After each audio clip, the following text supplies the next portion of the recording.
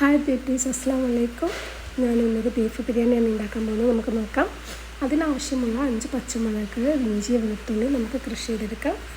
എന്നിട്ട് ഒരു പ്രഷർ കുക്കറിലേക്ക് കുറച്ച് വേണ്ടിയ ബീഫ്, നമ്മളൊരു 3/4 കിലോ ബീഫാണ് എടുത്തിട്ടുള്ളത്. അതിലേക്ക് ആവശ്യത്തിന് മഞ്ഞൾപ്പൊടി, മുളക് പൊടി, പെരുംജീരകപ്പൊടി, പിന്നെ നമുക്ക് ഗരം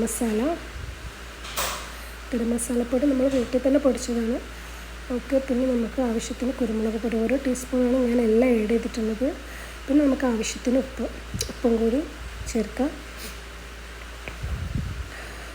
ഓക്കെ, അതിലേക്ക് നമ്മൾ നേരത്തെ ക്രഷ് ചെയ്ത് വെച്ച ഇഞ്ചി, വെളുത്തുള്ളി, പച്ചമുളക് നമുക്കതിലേക്ക് മിക്സ് ചെയ്തെടുക്കാം. നമ്മളൊരു 5 തക്കാളിയാണ് എടുത്തിട്ടുള്ളത്.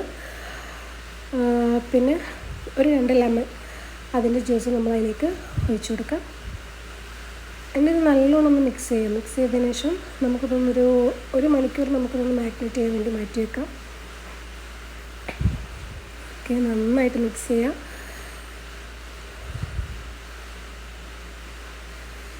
ഓക്കെ, നന്നായിട്ട് മിക്സ് ചെയ്തിട്ട് നമ്മളിത് അടച്ച് വെക്കുക. കുറച്ച് തൈരും കൂടി, ഒരു 2 ടീസ്പൂൺ തൈരും കൂടി ചേർക്കാവുന്നതാണ്. എന്നിട്ട് നന്നായിട്ട് മിക്സ് ചെയ്തിട്ട് നമുക്കത് എടുത്ത് വെക്കാം. ഓക്കെ, നമുക്കതിനെ അടച്ച് വയ്ക്കാം.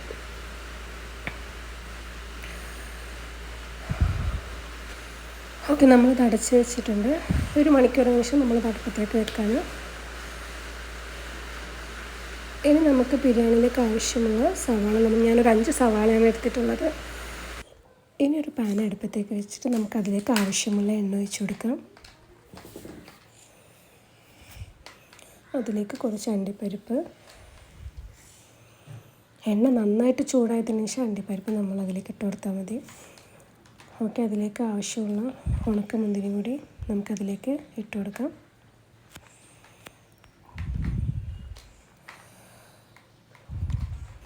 രണ്ടും നന്നായിട്ട് ഫ്രൈ ചെയ്തെടുക്കണം.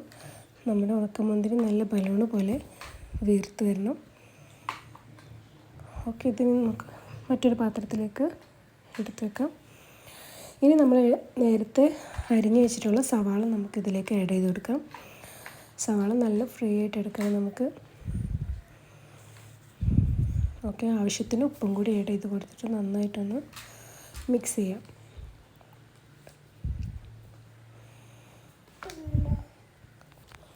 സവാള നന്നായിട്ട് ഫ്രൈ ചെയ്തെടുക്കണം. ഓക്കെ, നമ്മുടെ സവാളൻ്റെ കളറൊക്കെ മാറിയിട്ടുണ്ട്. ഇനി നമുക്കത് വേറൊരു പാത്രത്തിലേക്ക് നന്നായിട്ട് മാറ്റി വെക്കാം. ഓക്കെ, നമ്മൾ ഈ ഒരു കളറിൽ തന്നെ എടുക്കണം കേട്ടോ സവാള നല്ല. ഓക്കെ, നമുക്കിതിന് വേറൊരു പാത്രത്തിലേക്ക് മാറ്റി വെക്കാം. ഇനി നമ്മൾ സവാള ഫ്രൈ ചെയ്തെന്ന് കുറച്ച് ഓയിൽ മാറ്റി വെക്കുന്നുണ്ട്. എന്നിട്ട് നമ്മൾ ആ എണ്ണയിലേക്ക് കുറച്ച് കറുവാപ്പട്ട, കറാമ്പൂ, ഏലക്കായ്, ബേ ലീഫ് എന്ന് പറയുന്ന ഓപ്ഷനിലാണ്, നമ്മളുണ്ടെങ്കിൽ മാത്രം നമുക്കത് ആഡ് ചെയ്ത് കൊടുത്താൽ മതി.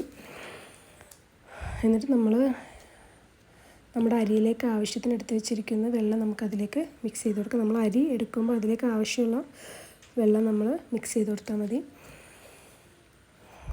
ഓക്കെ, ആവശ്യത്തിന് ഉപ്പ് ആഡ് ചെയ്ത് കൊടുക്കാം. ഇനി നമ്മൾ നേരത്തെ മാഗ്നേറ്റ് ചെയ്ത് വെച്ച ബീഫ് റെഡി ആയിട്ടുണ്ട്. അത് ഓഫാക്കാം. എന്നിട്ട് നമുക്ക് ആ ഒരു വെള്ളത്തിലേക്ക് നമ്മൾ നേരത്തെ ഫ്രൈ ചെയ്ത് വെച്ചിരിക്കുന്ന കുറച്ച് ഉള്ളി ഇട്ട് കൊടുക്കാം. ഓക്കെ, ഇനി നമുക്ക് അരി അതിലേക്ക് ആഡ് ചെയ്തിട്ട് നമുക്കത് അടച്ച് വെക്കാം. ഓക്കെ, നമ്മളിത് അടച്ച് വെച്ചിട്ട് ഒരു 10 മിനിറ്റിന് ശേഷം നമുക്കത് തുറന്ന് നോക്കാം. ഓക്കെ, നമ്മൾ ചോറ് ഇവിടെ റെഡി ആയിട്ടുണ്ട്. 10 മിനിറ്റിന് ശേഷം നമ്മളത് നോക്കിയപ്പോൾ നന്നായിട്ട് ചോറ് വെന്ത് വന്നിട്ടുണ്ട്. ഇനി നേരത്തെ നമ്മൾ മാഗ്നേറ്റ് ചെയ്യാൻ വെച്ചിരിക്കുന്ന ബീഫിലേക്ക് നമ്മൾ നേരത്തെ മാറ്റി വെച്ച ഓയിൽ അതിലേക്ക് മിക്സ് ചെയ്ത് കൊടുക്കാം.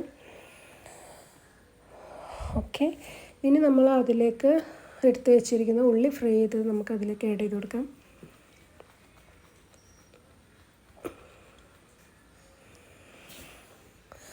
നമ്മൾ ആ ഉള്ളി ഫ്രൈ ചെയ്ത് അതിലേക്ക് ആഡ് ചെയ്ത് കൊടുത്തിട്ട് നന്നായിട്ട് ഉള്ളി മിക്സ് ചെയ്ത് കൊടുക്കാം.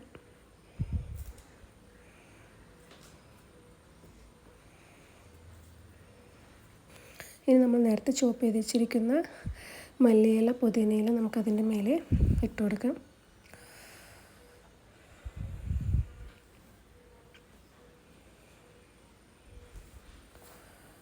ഓക്കെ, അത് നന്നായിട്ട് മിക്സ് ചെയ്തതിന് ശേഷം നമ്മൾ എന്നും ചെയ്യുന്ന പോലെ തന്നെ ഒരു സേഫ്റ്റിക്ക് നമ്മൾ അതിൻ്റെ മേലേക്ക് ഒരു കഷ്ണം വാഴൻ്റെ ഇല വെച്ച് കൊടുക്കാം. ഇനി നമുക്ക് അതിൻ്റെ മേലേക്ക് വേവിച്ച് വെച്ചിരിക്കുന്ന റൈസ് ഫുള്ള് മിക്സ് ചെയ്ത് കൊടുക്കാം. ഓക്കെ, ഇനി അതിൻ്റെ മേലെ നമ്മൾ നേരത്തെ മാറ്റി വെച്ചിരിക്കുന്ന കുറച്ച് ഫ്രൈ ചെയ്ത ഉള്ളിയും കൂടി നമ്മളതിൻ്റെ മേലെ അലങ്കാരത്തിന് ഇട്ട് കൊടുക്കാം. ഓക്കെ, അത് കഴിഞ്ഞിട്ട് നമുക്ക് അണ്ടി മുന്തിരി അതോടെ ഇട്ട് കൊടുക്കാം.